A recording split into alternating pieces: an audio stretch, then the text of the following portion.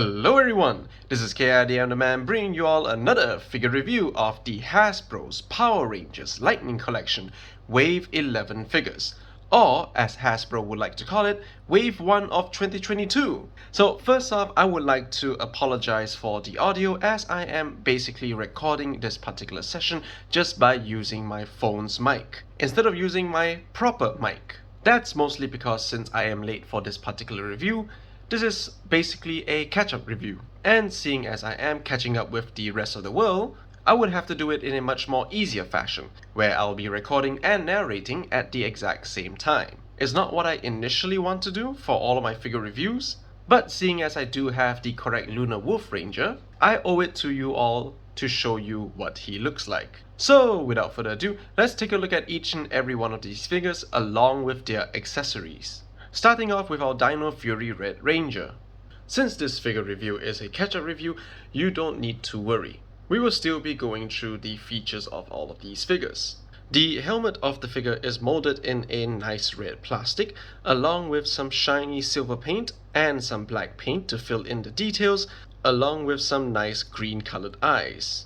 You can see how the visor is nicely sculpted in. They also included the design of the T-Rex head feathers on the top of the helmet. If you make the figure look up, you can see that his neck isn't exactly molded as his suit design. It's the typical Lightning Collection male body mold neck, and the patterns of his suit is painted on. A bit lazy of Hasbro if you ask me. The torso of the figure is nicely painted. It's clearly molded in a red plastic with the consistent shiny silver paint on the left hand side and some sharp details of the lightning symbol throughout the center of his torso. Similarly to the other Lightning Collection figures, the detailing is still consistent throughout the entirety of the torso. Although you can see here that his design is slightly a bit off when it's approaching the belt of the figure. One of the main reasons that I can think of would be that the lower body has been painted separately and the pelvis area is painted on a different machine. This would make the particular design of the Lightning not to be aligned correctly. Because of the suit design, the right arm of the figure is molded in a red plastic, and you can see that the design of his wrist cuffs is molded on as well. It's not exactly painted in a shiny gold paint, but it'll do. But it's not like the trims were super shiny in the show. As for his left arm, it's molded in a silver greyish plastic. The plastic material is similar to the Lunar Wolf Ranger, or it's also similar to the In Space Silver Ranger's plastic. Just like in the show, the morpher can be seen on his wrists. I'm not sure if my morpher has a particular defect, but at least I can still see the design on it. If you have steady hands, you can feel free to paint in the morpher. The belt of the figure is nicely molded in a soft grey plastic, and you can see that the same gold is used on the belt buckle. One thing that they gave us extra would be the holster to hold the Chroma Fury Saber. Honestly, I didn't really notice in the show that they actually had a holster for the Chroma Fury Saber, but this is a nice bonus. As for the lower half of the figure, it's pretty much consistent throughout its entirety, where they use the same colored red plastic as well as the same colored gold. One thing to take note of is that since the left arm is molded in a silver plastic, the shade of the gold on the left arm might vary. The gold will either look even more shinier or it will look even more dull. For my case, it's the latter.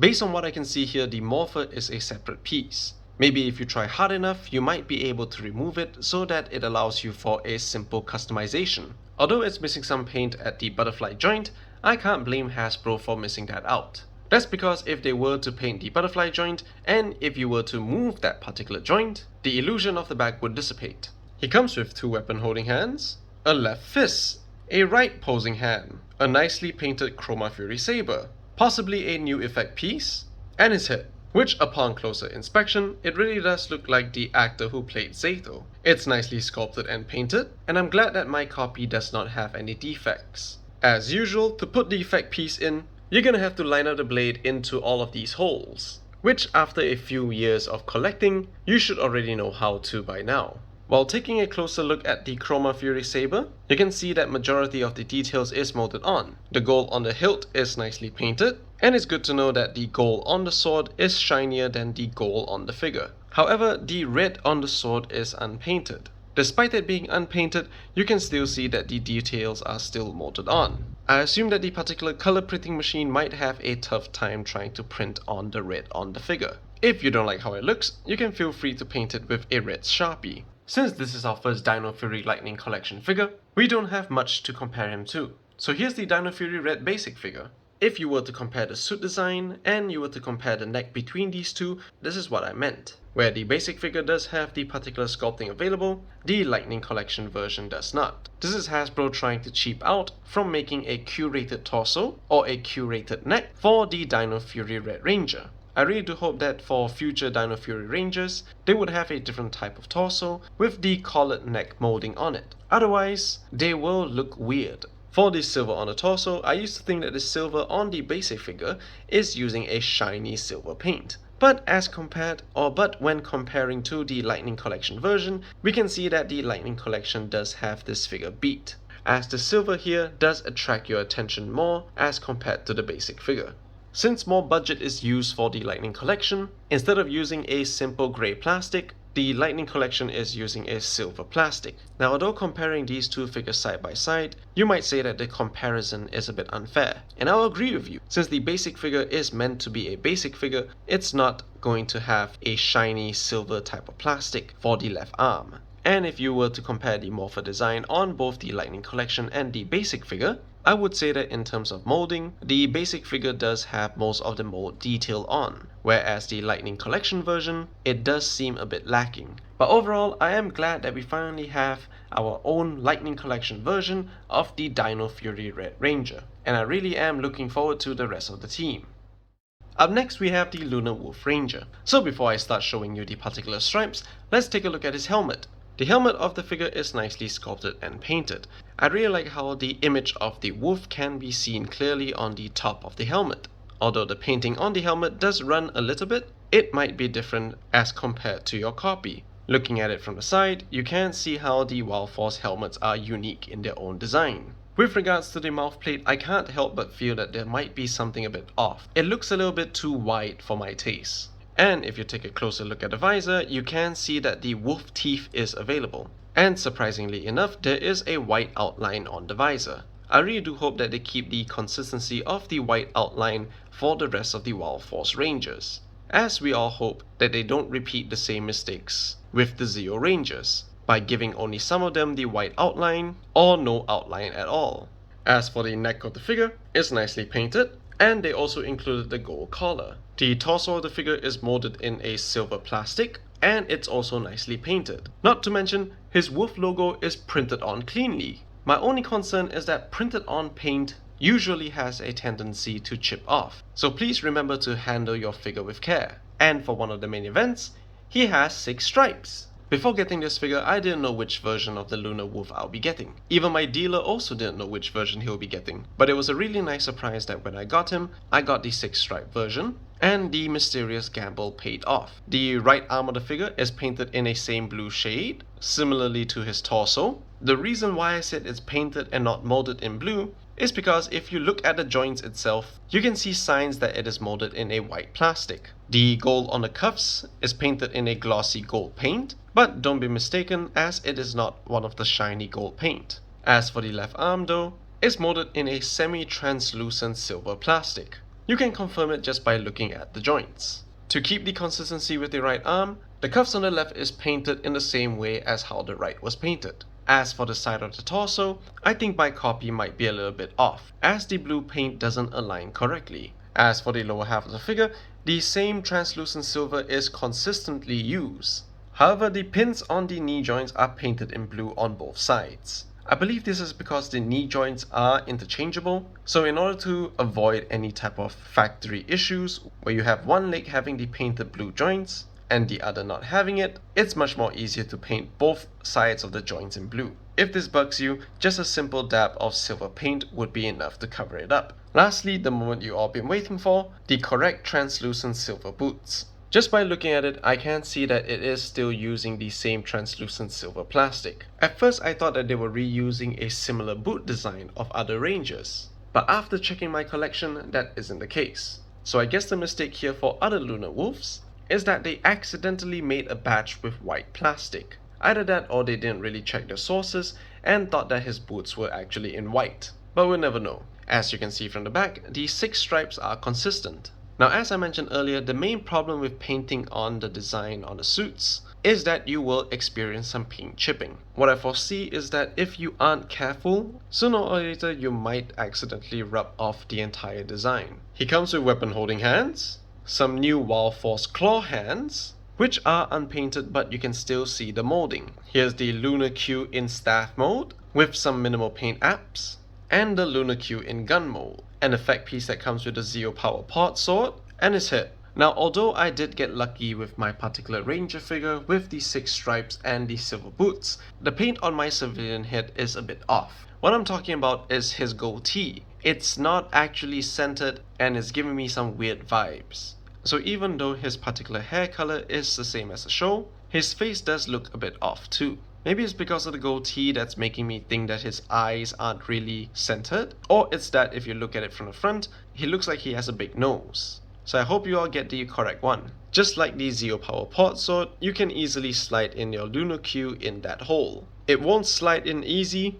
so you're gonna have to gently push it in, or you can apply some lube, and then you can pose him nicely with the effect piece. If we take a closer look at the Lunar Qs, you can see that it is nicely sculpted and painted, with the minimal paint apps in the areas that matter. Just like Dino Fury Red being the first Ranger of its team, we don't have anything else to compare Lunar Wolf to. The only thing we can compare him to would be a fellow translucent plastic Ranger, which is the Walgreens exclusive In Space Silver Ranger. To be fair, I usually would refer the In Space Silver Ranger to be using a pearly white plastic. That was what I mentioned in his review. So although they might not be the exact same shade of silver, but you can see that they are semi-translucent in nature. I really do like this line of semi-translucent type of Rangers, as these are the only 2 silver Rangers that we have in the Lightning collection. So I welcome this type of method of the silver Rangers in this line. If the design on the cuffs are any indication, I'm really glad that Hasbro has decided to mold the gold cuffs on the wrists instead of just simply painting them on. This is a nice welcome, and I hope in the future they would continue to do the same. But seriously though, where is the holster? I hope they don't forget it for the other Wild Force Rangers. Up next, we have another ZeoCog. Now, although I did make a live stream type of review of the 2-pack ZeoCogs, this one is slightly a bit different, and that's mostly because of the type of plastic that has been used. The particular helmet of the figure is nicely sculpted and painted. Now, if you remember throughout this review, I keep mentioning a shiny gold paint. This is the shiny gold paint that I am referring to, where you can literally see how the light is reflected on the shiny gold here. The eyes of the figure is dark and glossy, which basically shows you that there is no soul inside. And the mouth or the grills of the mouth is nicely painted on as well. The torso of the figure this time is using a different shade of a translucent silver plastic. This time you can clearly see the insides of the plastic. If you would like to chalk it up to the insides of the cogs, that's up to you. The glove of the figure is nicely sculpted too, and this time however it's also using a silver paint. The hands might not be painted, but that's okay. As for the belt of the figure, it's pretty basic. It's just a soft rubber plastic wrapped around the middle with the sides design painted in a dull gold paint. The lower half of the figure is in a consistent same mold as the other Rangers, since it is something that we've seen before, and for the boots of the figure is the same as well, with some cog boots. Taking a look at the gold trim on the boots, you can see here that they use a different type of shiny gold paint.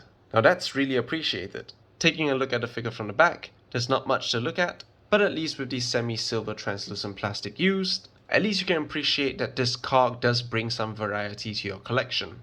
He comes with weapon holding hands, a fist, and an open palm hand. There's the staff in the holster mode and the staff in its extended mode. There's also the alternative head that shows you the interior eyes. Just like on the show, this can be seen used when it's firing some kind of eye laser beams. And you can also see how it's nicely sculpted and painted, which is a really nice touch. Last but not least, he brought the Zeotonfas, which is sculpted in a silver grey plastic with some minimal paint apps. Again, there might be some discrepancies for your copy, and you also have to be careful so as to not accidentally chip off the existing paint. Comparing this version of the ZeoCog with the one that came with the 2-pack, here are the main differences. So as you can see here, if you are not army building, having just this single release of the cog would be beneficial, as you only need one particular cog to represent. If you are army building and you like the different variations of the figures, the 2-pack cog does have some speckles on its design. As you can see from the gloves of the cogs, the single release one is actually painted in silver, but the 2-pack is not. The shiny gold paint is consistent on the helmet, along with the one on the belt. I'm not sure whether or not does gold paint deteriorate from being shiny to being dull, but there is a difference with regards to the boots. So technically speaking, you're not buying a duplicate, but you're actually buying a different variation of a cog. So if you do have the Hasbro Pulse 2-pack, buying this version of the cog would not be so bad, as you are also getting the Torn Fuzz for Zeo Blue. So even if you were to army build, I would suggest for you to get the 2-pack from Hasbro Pulse. Oh hey look, it's Zeo Blue. Of course. Better late than never, I guess. You know, it's actually a pretty good idea to have a henchman to be released with an accessory that you have forgotten to include in a previously released figure. Although it might manipulate the market, you basically have an option to army build or to sell a henchman that nobody would like to collect, so long as it comes with a missing accessory. For example, you can do that for Lost Galaxy Red, the single release version that did not come with his Quasar Saber. Or you can even give him the Trans Dagger when Hasbro decides to release a Stingwinger. I really wouldn't be surprised if Hasbro does that. The last one of this wave would be Dino Charge Pink, which is the first of many using the new female body molds. So taking a closer look at the helmet, is nicely sculpted and painted. Although the particular yellow coloring of the design or the yellow coloring of the outline is a bit off, that's something I'll have to live with. Looking at it from afar, the shape of the visor doesn't really look like a Dino Charge Pink helmet. But honestly, that's just me. I could be wrong though. The helmet is nicely sculpted and painted, with some nice green eyes for the dino, and the horns on the helmet are painted nicely. Unlike the other Dino Charge ranges, the silver collar on the neck is painted. As for the shoulder pad, is glued on the torso, but at least is painted in a shiny silver paint. The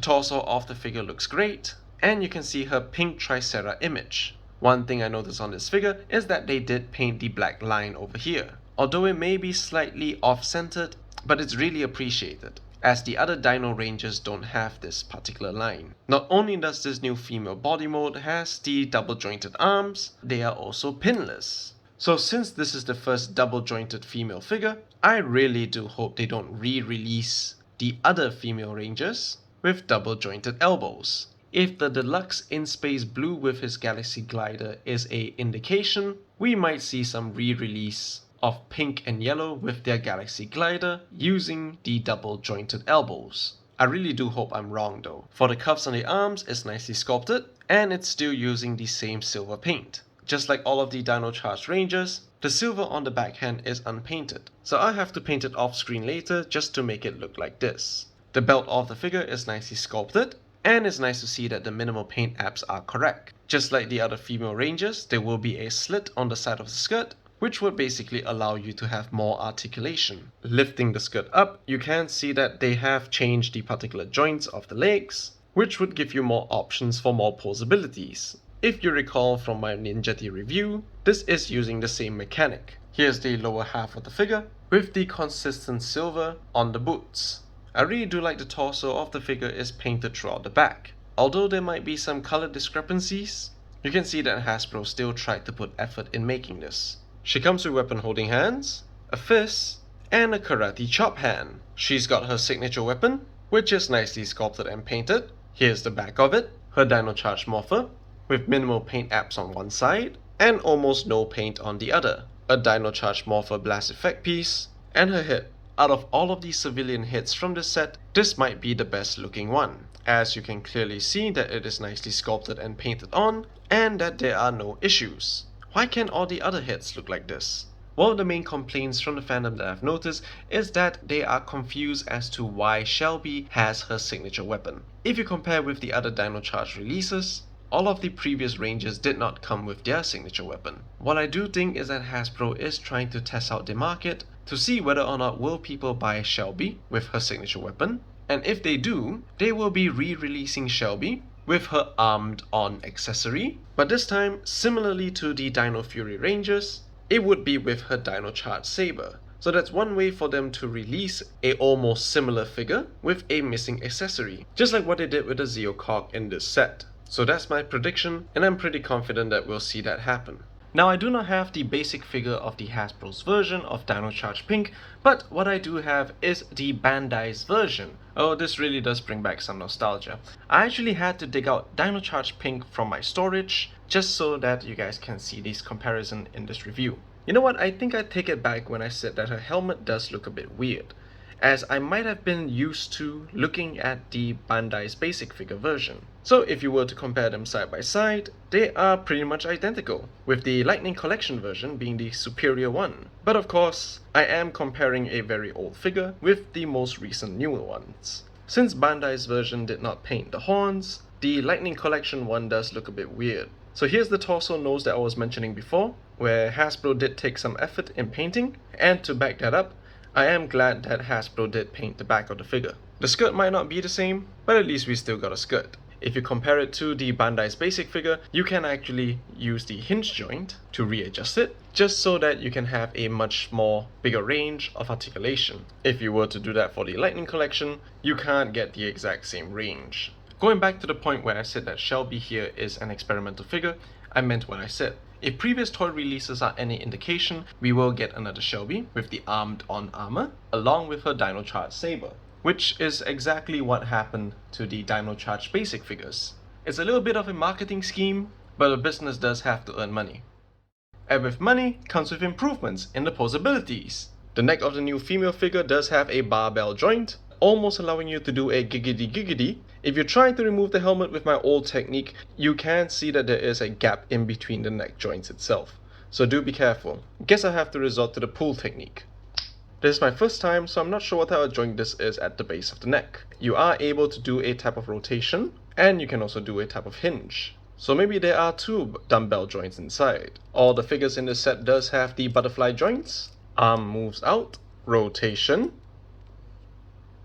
swivel here, double jointed elbows, wrist swivel, and a hinge joint. Torso can move side to side, all the way around. They all can crunch forwards and backwards. A beautiful split, another split. Pink has the hinge joint at the hip. They can kick forward and not backward, as the butts usually get in the way. Ball joint, upper thigh swivel, double jointed knees, a boot swivel, hinge joint at the feet, and a more phenomenal ankle pivot.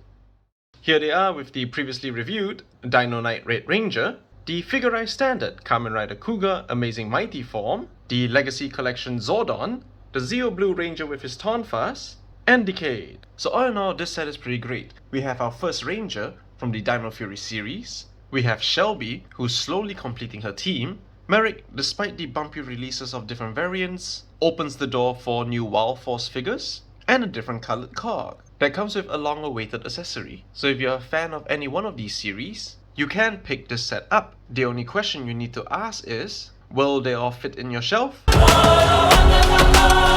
So if you like this video, blast that like button, leave a comment down below, although I think I know what you're about to say about this set. Share this with your friends and family, let me know what you think about this format of a catch-up review, and consider subscribing. I'm still working on a lot more different projects, and I can't wait to share them all with you. Plus, it would really help the channel. This is KID, I'm the man, and I'll see you all next time.